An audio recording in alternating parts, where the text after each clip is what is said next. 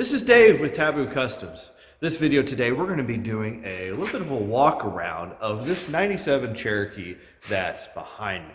Now, this Cherokee is highly modified, but not necessarily highly modified in a way that some hardcore wheelers might think. We don't have huge axles, we don't have 3/4 ton axles or 1 ton axles, but it is built really for safety and reliability on the trails, because this is a Jeep that does get wheeled all the time. Now, the owner of this Jeep has a family, which you'll see, and he likes to go out on the trails a lot. And like I said, this Jeep is really only used on the trails. The owner is also a trail guide for one of the largest all Jeep clubs in the US that has a lot of their trails, and that's Two Rivers Jeep Club in Pittsfield, Illinois. The trails that he does trail guide on are the lower level trails, and you kind of see that in the Jeep as we walk around. See, he's tried to keep it a little bit smaller because on that trail he doesn't want to be tearing it up and digging big holes. So you aren't going to see 40s, you're not going to see a Dana 60s, because necessarily he doesn't really need that. But what he does need is he does need something that's safe for his family, as you'll see when we walk and look through. He does a lot of wheeling with his kids and his family, but he also wants something safe, and he wants something reliable that's not going to break down on him, because at the end of the day, he's the one responsible for all the folks getting out to the trail and hopefully getting back. So let's take a look at his Jeep.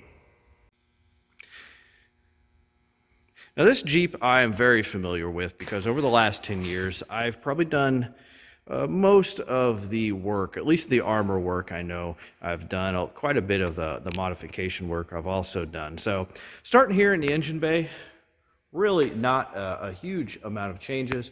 It does run a cold air intake, as you can see, and then we also have had to relocate the windshield washer bottle.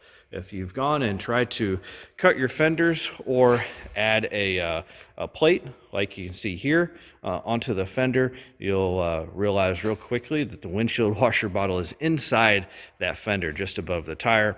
It can be relocated inside the fender. I think this was a Grand Cherokee. It's been so long since I've done it, I don't quite remember. But we did manage to find one that fit in there really well with just a couple additional brackets to get it bolted in.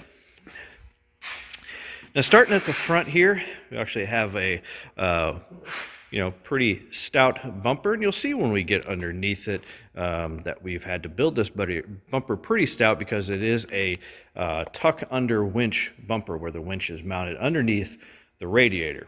That helps out a lot to reduce the approach angle that you have versus a bumper where the winch is mounted out in front of the radiator. Also helps to keep that radiator clear to ensure it stays cool.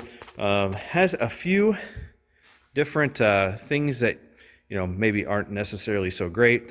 Might be difficult to see, but the fairlead is not exactly centered in the front of the Jeep. Not a huge issue, but maybe for people with OCD, they may not like it. Now, it's that way because you have to have space for the motor, and honestly, a winch just barely fits down there between the unibody frame rails. In addition to that, you do also have to find a place to mount your controller for the winch. Now, as for the armor, one of the things we wanted to do with this Jeep was create a bit of like a halo around the Jeep, basically armor all the way around the Jeep to keep it protected as much as possible, because it does get wheeled a lot. So you can see here how the front bumper is actually tied into the tube fenders, which then actually tie into the rocker area protection, into the rear fenders, into the rear quarter panels with an additional tree guard, and you can see how we've mounted his CB antenna as well to keep it somewhat protected from trees, all the way around into the rear bumper. So next up, taking a look at the cage, and this is a cage style that I've built for several Cherokees, and it's a internal and external cage where we've got a cage that extends down to the rocker area here just behind the fender. Goes up. We did and a section here, so the whole top of this cage can actually be unbolted and removed. Might be a pain in the butt to do so. I don't think we've ever actually removed it, but it is capable of being removed. Goes back, you can kind of see some of the structure that we added to the cage along the top. Then going to inside the cage, we have, of course, we've got a Y, or I guess a X structure here, going down to just over what would be the unibody frame, I guess, where it's been plated on the floor, up, and then to a tube that then bolts to that assembly that's at the top. In addition, we have some outer tubes that come down and go down. Now then, in the back behind the rear seat, we've got essentially just a square-shaped support back here, with a bar for, as you can see, as I mentioned, he wheels with his family a lot, so several car seats in the back for his kids. Of course, some of his trail gear back there as well.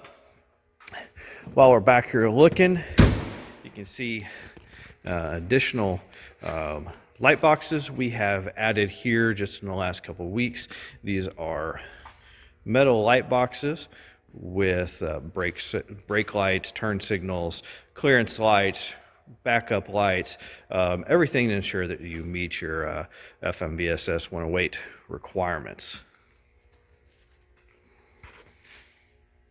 As far as this lift kit, I believe he's running a 5-inch lift kit. I'm not sure the manufacturer. As long as I've known the Jeep, it's always had the same lift on it. It's a short arm lift with adjustable upper and lower control arms, adjustable track bar as well.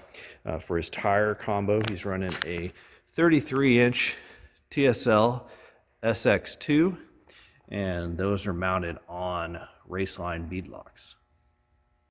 All right, so here on the inside, not anything too crazy. He's got his winch control there. One interesting thing he does have is he does have a transmission control system. I want to say it was a Rad Designs. I can't remember off the top of my head. If someone's really interested in it, let me know and I'll look up which manufacturer made it. But it's got a selector here, basically where he can select manual or auto. He's got a torque converter lockup here, and then he's got a selector down here where he can actually select the gear he wants the transmission to be in and lock it into that gear. Something that he likes to help him on hill descents. And then in addition, he's got his CB mount just behind him above his head. All right, so we'll start looking underneath, and we'll start at the front here, and you can see first, the tuck under winch, as we mentioned before, mounted just below the radiator where we've cut out the front cross member. We've done several of these. One thing always to be very, very careful of is whenever you do go into free spool the winch, you do have to get your hand pretty close to the belt. So we do have a little extra guard there just to make sure. And with mine, I always make sure I do it myself because I know exactly where to reach. I always get a little nervous when someone else goes to free spool the winch. Then, with this Jeep here, it still is running the stock axle. So you have a stock Dana 30 front. It's got an 8 1/4 in the rear, which we'll get back to. But the Dana 30 is really built for reliability, as he's out there and guiding a lot of these trails. So we've got beefed up drag link, tie rod. We've got a truss on the Dana 30, which we just added here in the last couple of weeks. We've got some beefed up lower control arm mounts that we've added. We've also got some new Bilstein shocks.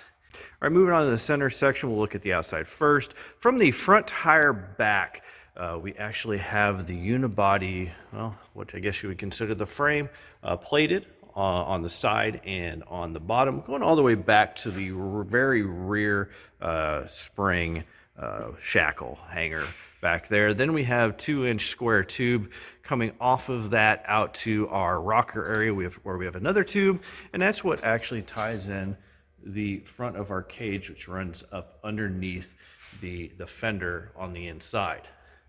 Then from there, we've got it tied into our front and rear tube fenders.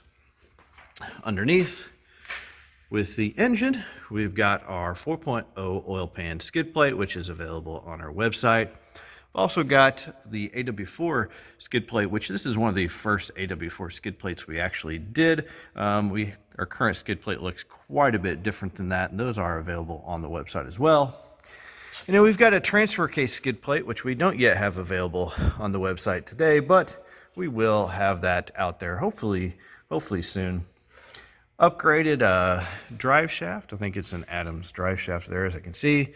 It's got a Chrysler 8 1/4 rear with a truss that we just installed and are available on our website.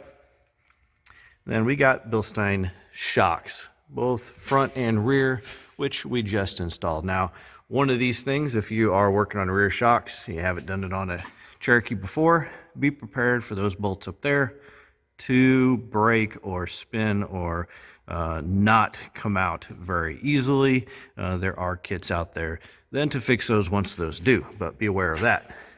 In the back, we have a Tompkin gas tank skid plate. Well, that about wraps it up for our walkthrough on this 97 Cherokee. If you have questions on anything you've seen on this 97 Cherokee here, being that we did build or make a lot of the modifications ourselves, you can contact us here, leave a comment on this video, or contact us through our website, taboocustoms.com. You can find us also on Facebook and Instagram if you want to contact us there. A lot of these products too, you know, like the oil pan skid plate, the AW4 skid plate, those items are on our website. So you can go there, you can find those. If there's something that's not on our website though, you can contact us. You know, we'll freely give you out some information about how we did some of this work and hopefully try to answer any of the questions you have. So thanks for watching, and as always, a like or subscribe is greatly appreciated.